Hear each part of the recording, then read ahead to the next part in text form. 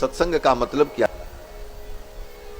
कहीं भी कुछ भी हम धर्म के नाम पर कर लें वो सत्संग नहीं होता। सत्संग की भी एक सीमा, एक मर्यादा है।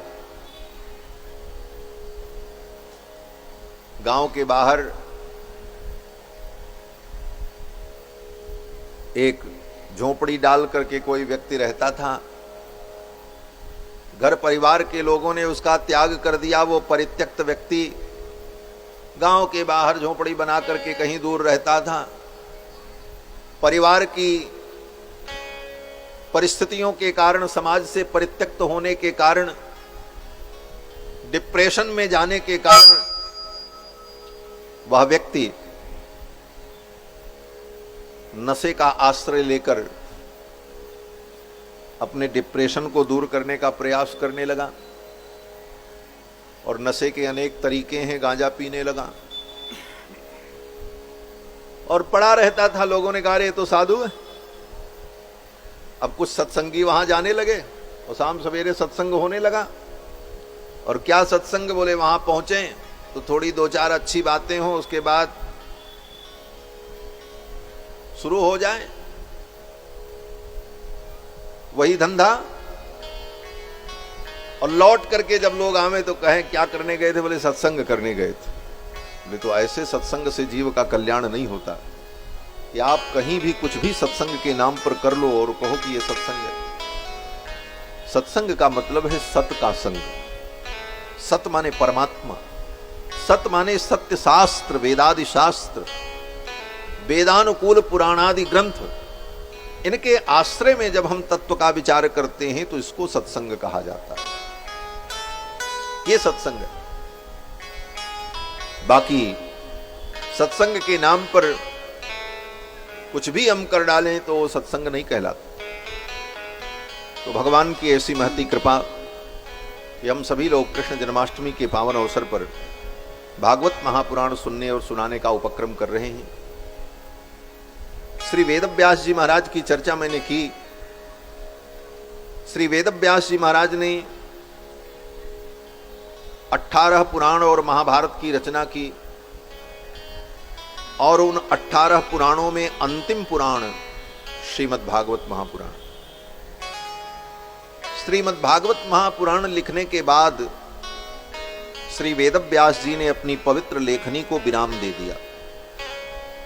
इसके बाद उन्होंने कुछ नहीं लिखा। ये उनकी अंतिम कृति है, अंतिम रचना है। क्यों? बोले इसके बाद कुछ लिखने के लिए बचा ही नहीं। सब ज्ञान विज्ञान, सारे शास्त्र का जो निचोड़ था वो भागवत के रूप में उन्होंने प्रकट कर दिया। निगम कल्पतरोर गलितम फलम शुकमुखादमृत द्रव संयुतम पिबत भागवतम रसमालयम मुहुरहो रसिका भुवि भावुकाः। निगम कल्पतरोर गलितम फलम। निगम माने वेद। वेद रूपी जो कल्प वृक्ष है, उस वेद रूपी कल्प वृक्ष का पका हुआ फल, रसमय फल श्रीमद् भागवत महापुराण।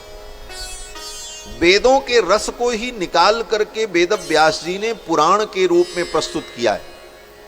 इसीलिए उनका नाम वेदव्यास है। कभी विचार किया उनका नाम वेदव्यास क्यों है? बहुत से लोग कहते हैं महाराज वेदव्यास जी ने वेद लिखा इसलिए उनका नाम वेदव्यास है। गलत बात। वेदव्यास जी ने वेद नहीं लिखा है।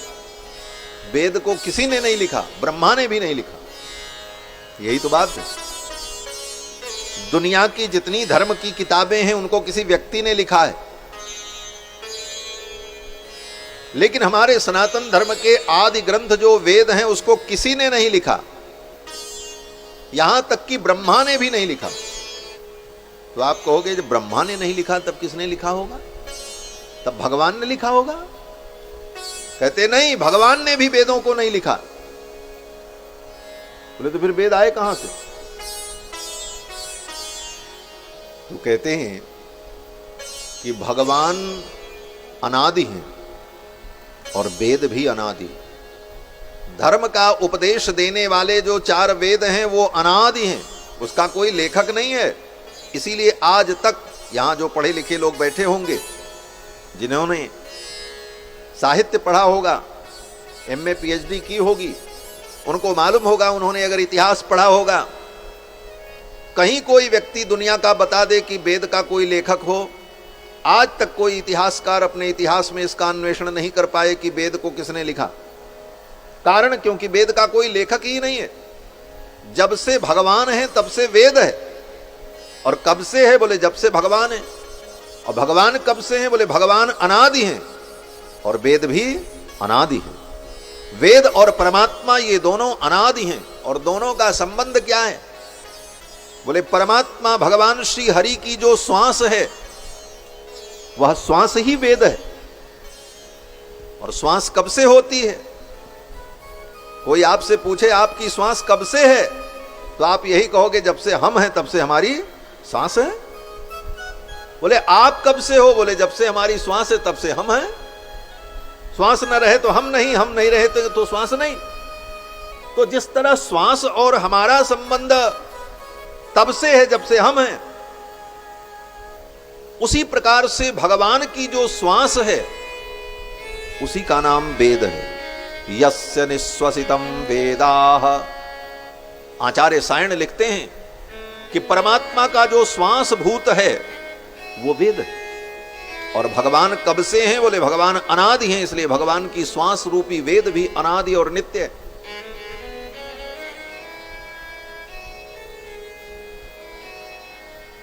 हम अपनी श्वास को बनाते नहीं, श्वास से हमारी सत्ता है। उसी प्रकार भगवान भी वेद की रचना नहीं करते, वेद भी अनादि हैं, भगवान के श्वास भूत हैं। इसी बात को गोस्वामी तुलसीदास जी ने रामचरितमानस में लिखा।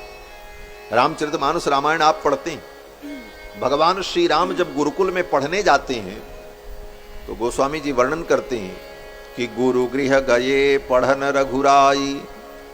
गुरुकुल में पढ़ने गए राम जी। अल्पकाल विद्या सब आई, अल्पकाल में समस्त विद्याओं को प्राप्त कर लिया। फिर आगे लिखते हैं गोस्वामी जी कि जाकी सहज श्वास श्रुतिचारी। चारों वेद जिसके श्वास हैं वो कौन है? बोले वही तो राम जी हैं, वही तो कृष्ण है, वही नारायण है। चारों वेद जिसके श्वास हैं, जाकी सहज श्वास श्रुतिचारी, सो हरि पढ़ यह कौतुक भारी। चारों वेद जिसके श्वास भूत हैं वे भगवान गुरुकुल में पढ़ने गए। ये क्या है?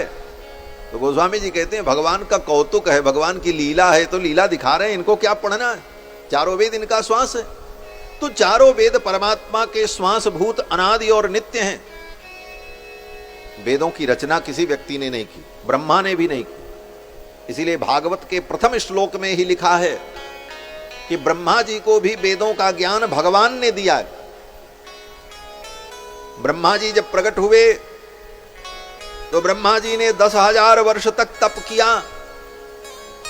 भगवान प्रसन्न हुए और भगवान ने प्रकट होकर के दर्शन दिया। और भगवान श्री नारायण ने अपने संकल्प से ब्रह्मा के हृदय में चारों वेदों को अपने संकल्प मात्र से प्रकट कर दिया। तेने ब्रह्म हृदय आदि कवये मुह्यन्ति यत्सूरयः। जिन परमात्मा ने आदि कवि ब्रह्मा के हृदय में चारों वेदों का ज्ञान अपने संकल्प मात्र से उद्भासित कर दिया।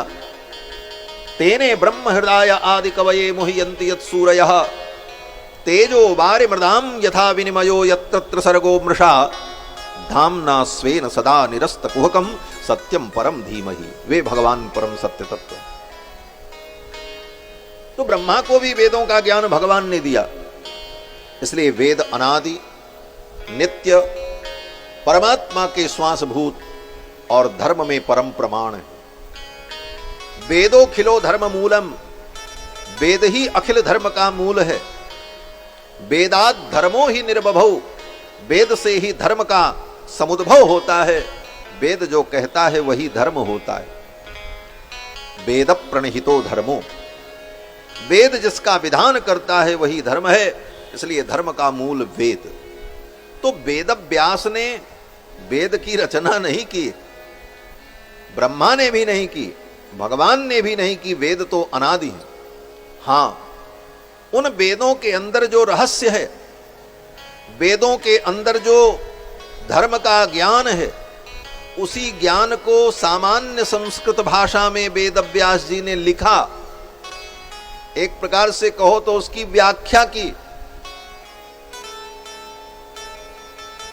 इसलिए इनका नाम वेद व्यास पड़ा।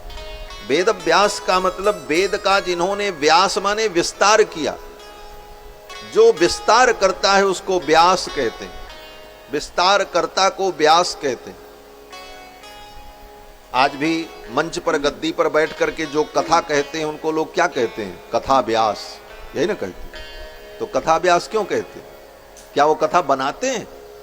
वो कथा नहीं बनाते, कथा तो जो पहले से है उसी को बताते हैं, उसका विस्तार करके समझाते हैं, इसलिए वो कथा व्यास हैं। उसी प्रकार वेद अनादि और नित्य है, उन वेदों का जो विस्तार करके बताते हैं पुराण के माध्यम से, इसलिए उनका नाम वेद व्यास है।